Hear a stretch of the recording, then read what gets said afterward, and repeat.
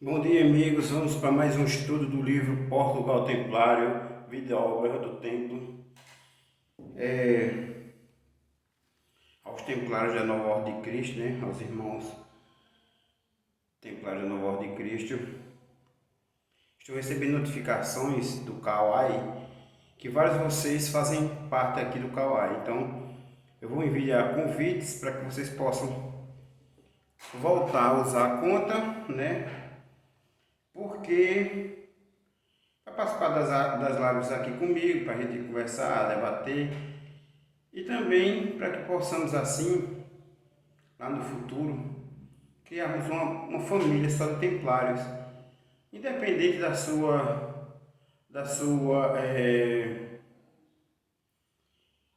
religião ou da sua ordem, do que se você é da Nova Ordem de Cristo, da Templários Humanitários de Cristo, se você de qual for a ordem, né? Eu vou mandar convite para todos vocês para que vocês possam seguir um link que vai estar abaixo desse vídeo e assim nós possamos fazermos os estudos, né? Também, sem deixar de convidar todos para fazer as suas inscrições para o Congresso de Templários que vai acontecer do dia 20 ao dia 22 de outubro no Recife, aqui em Pernambuco, certo? Na loja simbólica Cavaleiros da Luz. Então, reforçando o convite para fazer as inscrições, entrar em contato comigo para ver qual os procedimentos para adquirir os capa, né, toda a parte de indumentária templária para essa iniciação. Então, vamos agora ao estudo, né, na página 50, a estrutura vertical e horizontal. Aqui nós vamos estudar, gente, a parte administrativa da Ordem Templária, certo?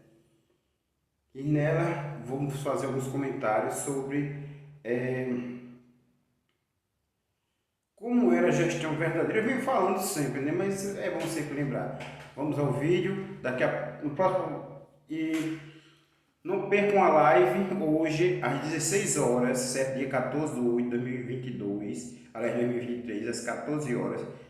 Hoje, dia 14 de agosto de 2023, a partir das 16 horas, 16 das 4 às 7 horas da noite, faremos uma live sobre esse livro. Então, vem assistir com a gente. Vamos aqui às estruturas verticais e horizontais aqui no livro Portugal Templário, né? As primeiras dizem respeito à hierarquia da fundação no seio da ordem, mais simples até 1127. Esta hierarquia complica-se com o desenvolvimento do templo até chegar a um conjunto fortemente hierarquizado, mais suave na sua aplicação. No apogeu da ordem compreendia o mestre da ordem do templo de Jerusalém. O termo grão-mestre não se encontra nas regras nem nos rituais, e o seu emprego data do século XV, século XIV, né? Segundo a regra, o mestre deve ter na mão o bastão e a vara, o bastão com o qual deve sustentar as fraquezas e as forças dos outros, e a vara para punir os vícios dos que faltam aos seus deveres. O mestre eleito entre os cavaleiros por um colégio eleitoral dirigido por um comendador da eleição e composto por 13 membros, veja, em memória a Jesus Cristo e seus 13 apóstolos. Esse conselho, gente, era formado, certo, por membros do Conselho Rosa Cruz, e só era aprovado outro novo membro com a morte do grão-mestre. Esse deixava uma carta de hereditariedade e seu filho era aprovado como novo membro. Se com a morte do grão-mestre o filho não tivesse com 45 anos, Outra pessoa que tivesse com 45 anos era empossado, que fazia parte do Conselho dos 13 Rosa Cruz, que eu falo aqui, certo? Ele seria empossado. E assim, outro descendente dessa linhagem, outro até aquela pessoa ter os 45 anos, entende? Mas sempre ficavam entre esses 13 membros do Conselho Rosa Cruz, tá certo? Então, na nova ordem cristã, nós temos o Conselho Rosa Cruz, certo? Tem mais de 13 pessoas, mas a meta, a regulamentação é a mesma, certo? Também estão presentes os comendadores das províncias do Oriente, Jerusalém, Trípoli e Antioquia, e os dos quais e a das 9 províncias do Ocidente.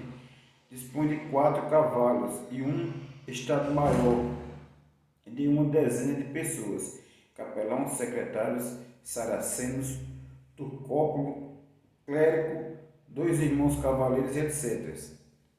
E uma tenda redonda de campanha, à semelhança da capela do Santo Sepulcro, e a sua presença sempre assinalada pela bandeira de estandarte negro e prateado da ordem. O símbolo do seu poder é o abacus, espécie de cedro ornado de uma placa redonda gravada com a cruz da ordem, diante do qual todo templário deve perfiliar-se a distância de 3 comprimentos, de 3 metros. Né? Ainda o globo e a bolsa, o selo da ordem e o tesouro. Sua soberania é importante, já que os irmãos, diz a regra, devem obediência firme, cumprir as suas ordens sem demora e não podem ir à vila ou à cidade sem sua licença. Enfim, cumpre aplicar e fazer respeitar a regra. Contudo, seu poder, se bem que extenso, não é absoluto, porque é condicionado pelo capítulo e pelo convento, designando este o conjunto dos irmãos. Os templários do templo devem ser obedientes ao mestre e o mestre deve obedecer ao convento, além do seu estado maior, e assistido por um conselho de irmãos de reconhecida sabedoria e ponderação, e sobretudo pelo capítulo dos irmãos, cuja condância é necessária para modificar a regra, alienar ou vender um bem da ordem, assinalar um tratado, decidir sobre a paz e a guerra, fazer campanha, dispor do tesouro, nomear os comendadores da província, aceitar um novo irmão, retirar o hábito ou condenar a perda da casa. Sepultura templária com Abaco, Igreja de Santa Maria de Lourdes. Olha aqui, gente.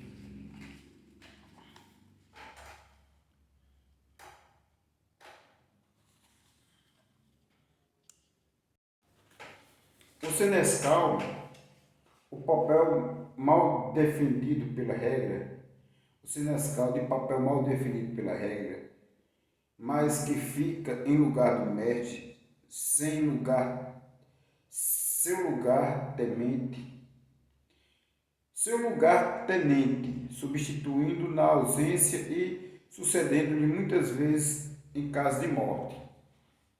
Como eu disse, muitas vezes o irmão que tinha descendência, carta de hereditariedade, não tinha completado os 45 anos, né? Então quem recebia era o senescal. Assim como a nova ordem de Cristo, o irmão Cláudio, né, que é a segunda pessoa da nova ordem de Cristo, ele tem um poder imenso. Inclusive, muitas vezes ele decidiu quando algumas pessoas, uma ou duas pessoas entenderam equivocadamente o trabalho da nova ordem de Cristo e quiseram usar a nova ordem de Cristo para...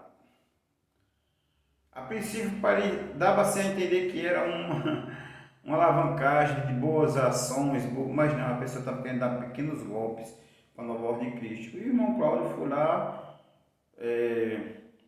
proibiu a pessoa de abrir novos acampamentos por 3 anos, e eu acatei a ordem dele porque eu estava muito ocupado fazendo os ritos, né, os trabalhos, e ele estava mais de perto dos grupos e tinha poder para isso, né? E tem. Então, o tenente responsável pela disciplina, pelos assuntos militares e pelo armamento da ordem, havia tenentes provinciais, tais como os de Trípoli e de Antioquia, subordinado ao tenente da ordem, comendador da terra e do reino de Jerusalém, com as funções de tesoureiro, administrando todos os bens móveis e imóveis da província de Jerusalém. Dominava também o porto de São João de Acre e comandava a frota da ordem com o título de almirante. Certo? Em seguida, o comendador da cidade de Jerusalém, desempenhando a função de hospitaleiro, zelando pela defesa dos peregrinos da terra santa de Jerusalém e guardando as relíquias da verdadeira cruz. O comendador de Antioquia, de Trípoli e da 9 províncias da Europa, os quais possuem no seu âmbito territorial as mesmas prerrogativas do mestre, de quem recebe o título, usando também o de prior ou preceptor. E aqui temos o zelador, ecônomo da ordem, que se ocupava das roupas, dos alojamentos e da alimentação dos irmãos. Era assistido por escudeiros, almirantes e outros trabalhadores. Os comendadores da casa ou comenda, dependendo dos comendadores da província, cujos poderes se limitavam à comenda e suas dependências. Os capelões, emanados diferentemente, os capelães, emanados diretamente do mestre e do papado, os únicos autorizados a celebrar os ofícios religiosos da ordem e a receber a confissão dos irmãos. Os comendadores dos cavaleiros, servindo de auxiliares dos tenentes e comandando uma esquadra de 10 cavaleiros. Os alferes, assumindo a função de armeiro, guardando o estandarte até o momento do ataque, ocasião em que a bandeira era confiada ao tenente. O confaloneiro, encarregado da disciplina e da logística. O torcúpulo, responsável pelos sargentos estribeiros e pela cavalaria. Ligeira, auxiliar da ordem, muitas vezes composta por cristãos orientais, moronitas, coptas e etc., mas também por muçulmanos convertidos. O ferrador, os irmãos, categorias que agrupavam os cavaleiros, todos nobres, a força viva do templo, e os únicos a poder usar o manto branco com a cruz de gole vermelha sobre o lado esquerdo, podendo dispor de 3 cavalos e um escudeiro. O sargento e escudeiro, não nobres, usavam um manto negro ou castanho com a cruz goles, juntando-se os cavaleiros a prazo, não ligados pelos votos, e os sargentos a prazo, casados, uma espécie de ablotos, dedicados à ordem por um tempo limitado. Bom, gente, esse estudo vai estar completo gravado no YouTube, certo? E você vai assistir a nossa live hoje às 16 horas, certo?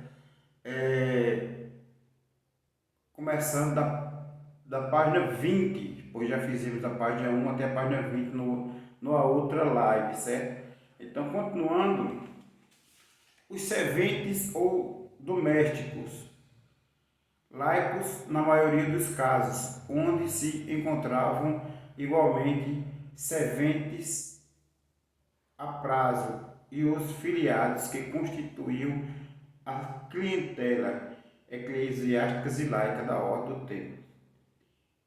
Se temos, por fim, cargos pontuais, criados em função das necessidades do grão-prior, o grão-visitador, o clérigo-procurador, o grão-comendador, desempenhando um papel importante na eleição de um novo mestre provincial, viu?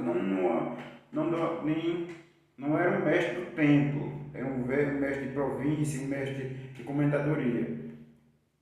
A estrutura horizontal diz respeito à organização territorial da ordem, cuja elevação seguiu paralelamente à da estrutura vertical, a da constante expansão do tempo em efetivos e em propriedades de todas as espécies, sobretudo casas e terras, fruto de doação, legado e herança provenientes de toda a cristandade, fazendo do topo uma província temporal, fazendo do tempo uma província temporal e econômica de primeiro plano, traduzida em 9.000 comendas, das quais 3.000 na França, e terras arrendadas, proporcionando um rendimento anual avaliado em 60 milhões de francos no princípio do século XIII, século XIV, século XIII. Em 1300 nós estávamos até a data da prisão dos irmãos em 1307. Esta potência territorial assentava nas seguintes bases.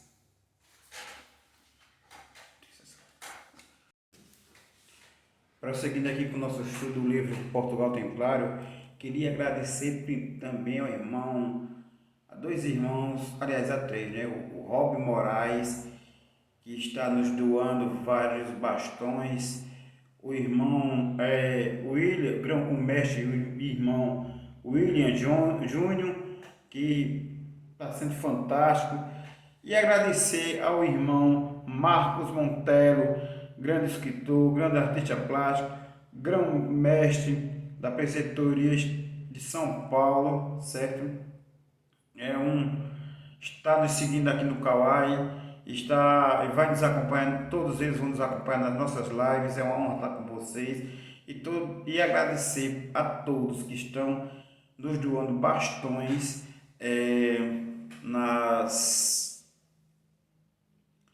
redes sociais, certo? Aqui nas nossas lives aqui do Kawai, certo? A estrutura horizontal, né?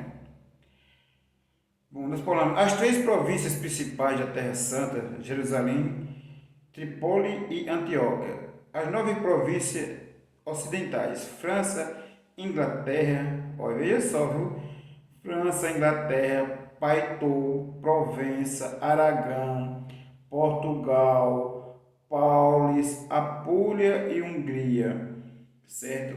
Os retratos referentes à existência, que agora travou, gente, existência de terras templárias encravadas em terras não templárias, obrigando a estabelecer subdivisões. Por exemplo, o mestre da Provença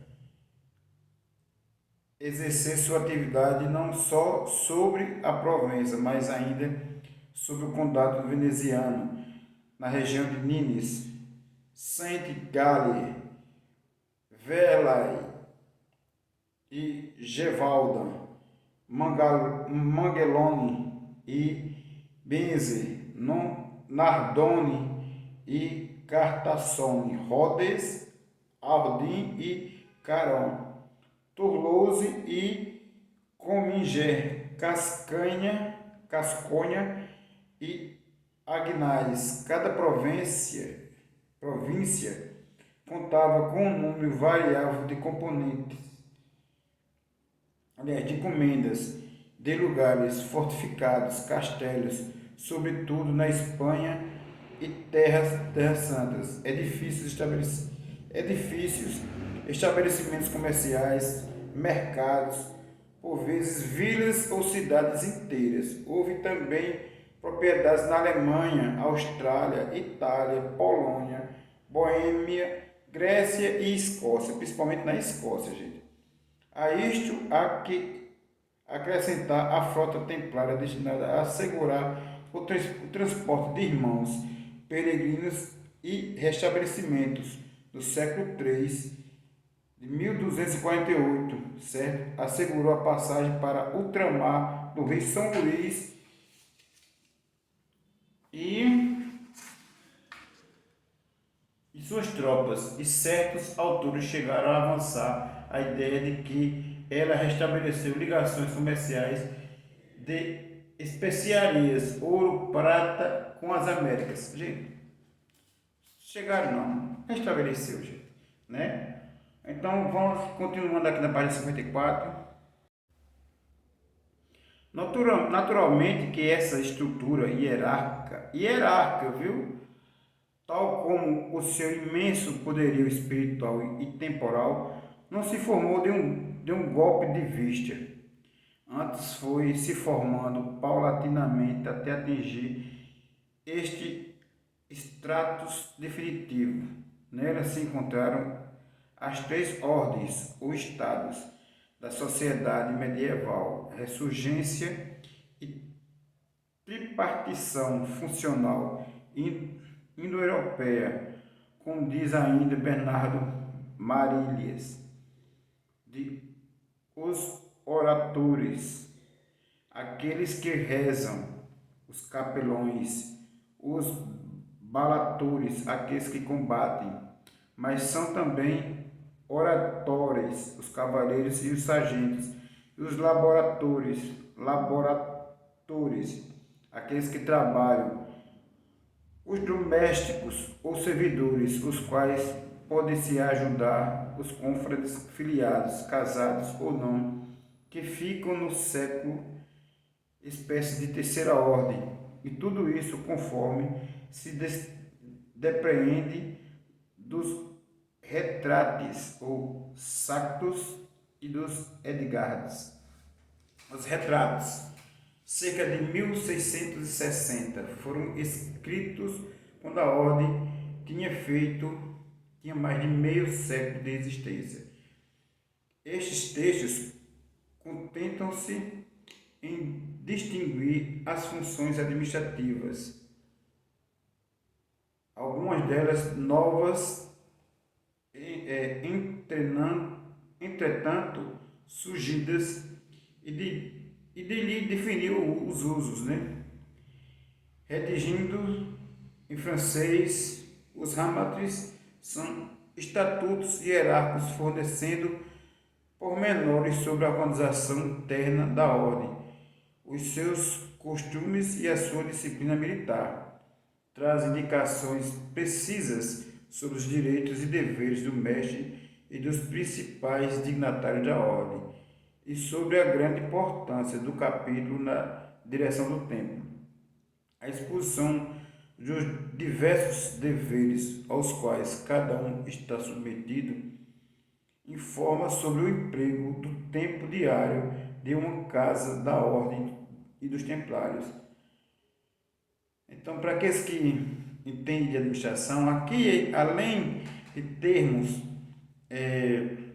uma planilha de serviço diário, nós tínhamos uma organização para as pessoas mais simples e uma organização para os mestres e seus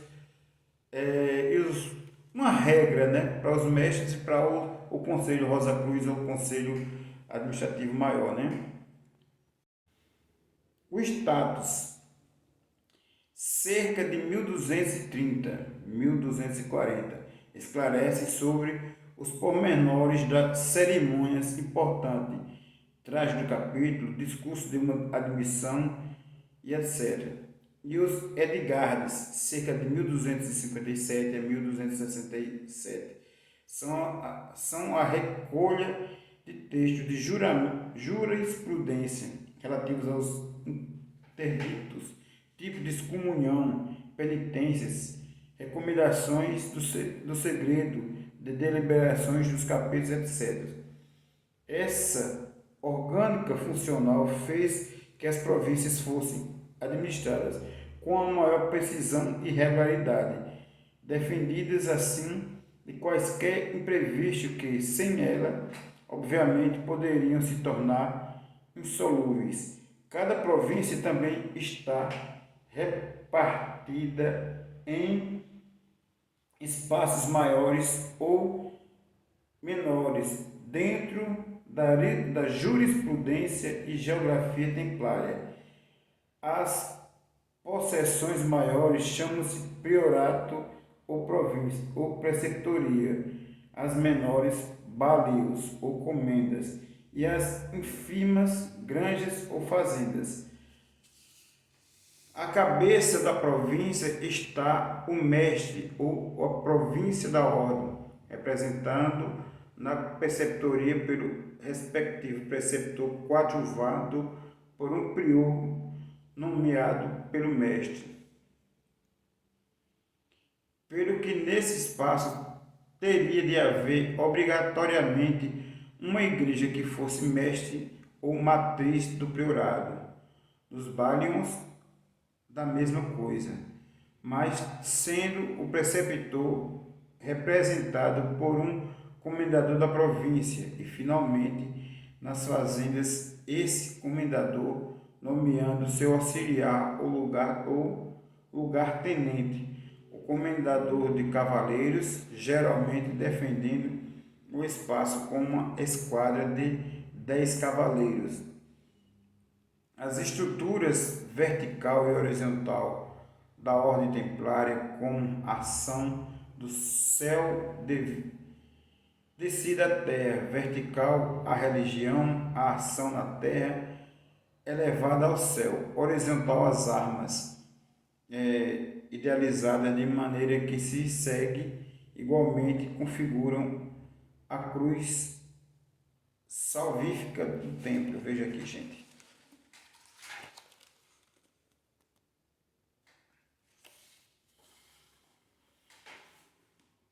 Bom, aqui, para encerrar esse capítulo, nós temos Espírito Santo, Ocidente, França, terceira província. A cruz aqui no meio, gente, essa cruz aqui no meio representa o Concílio Rosa Cruz com todos os Borgonhas, certo? Terceira província, Jerusalém, Oriente, Espírito Santo. Pai, regra, mestres, regulares, donatos, prioratos, bários e granjas. Filho, estatutos. Os Templários de Portugal, para o próximo capítulo, viu, gente? Não percam.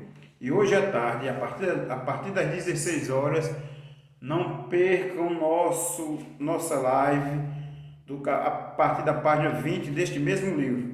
É uma honra ter todos com vocês aqui e sejam muito bem-vindos aos estudos do livro Portugal Templário, que vai ser todas as segundas-feiras, certo?